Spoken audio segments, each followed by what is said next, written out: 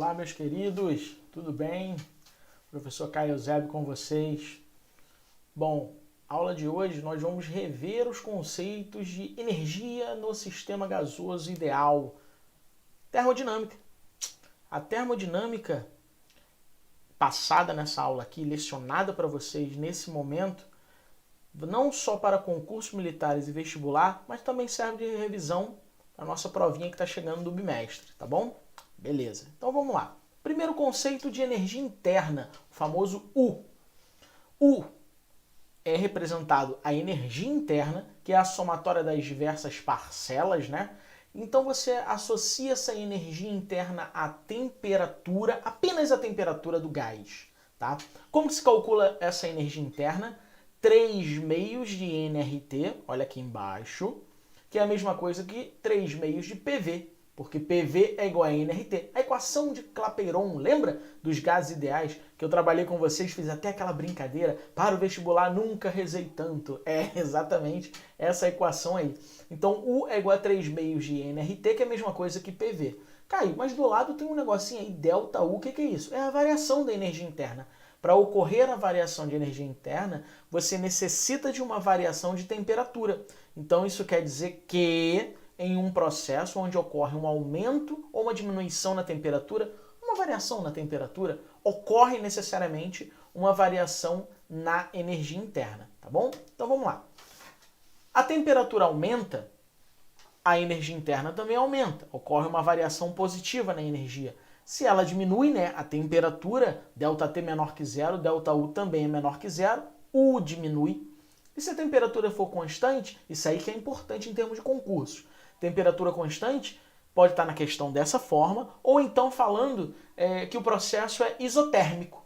Isotérmico, mesma temperatura, temperatura constante, ΔT igual a zero, ΔU também vai ser igual a zero. Então esse é o nosso primeiro conceito, o de energia interna para um gás ideal.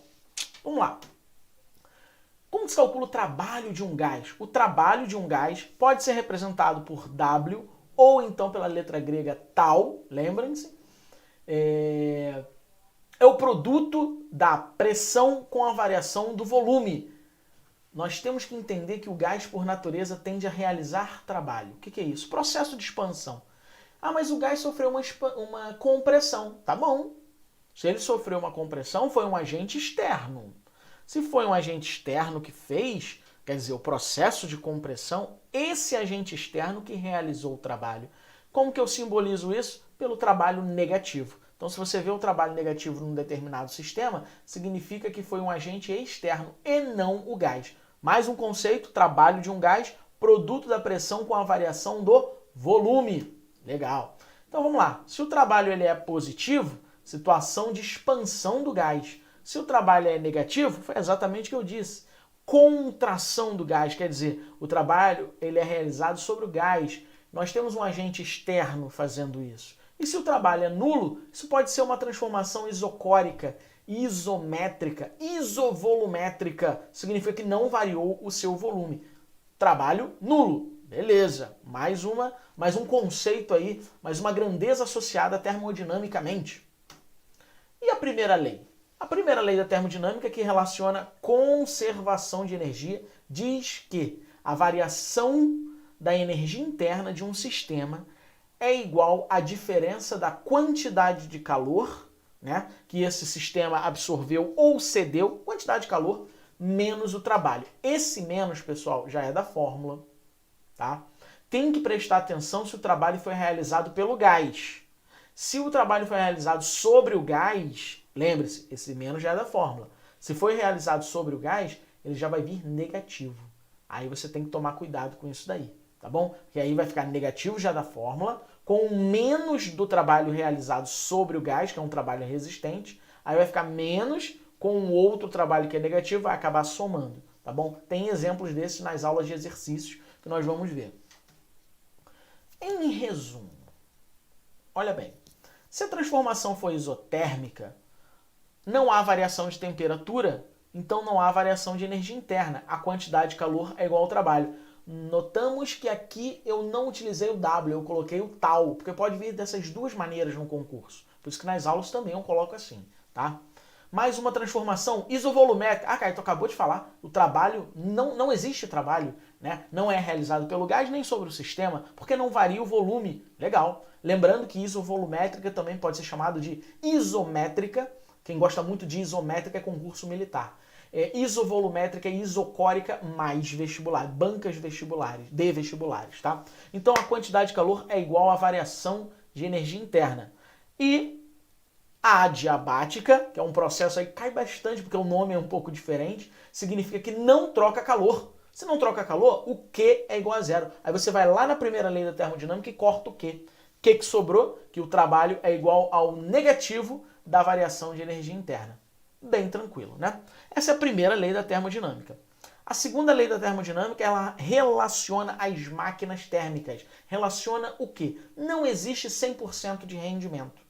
Essa é a segunda lei da termodinâmica. Então é impossível uma máquina térmica operando em ciclos retirar completamente calor da fonte quente e integralmente converter em trabalho útil, em energia útil. Como assim, Caio? Não tem como você retirar Q1, fonte quente, calor, e aproveitar completamente em energia útil, em trabalho realizado.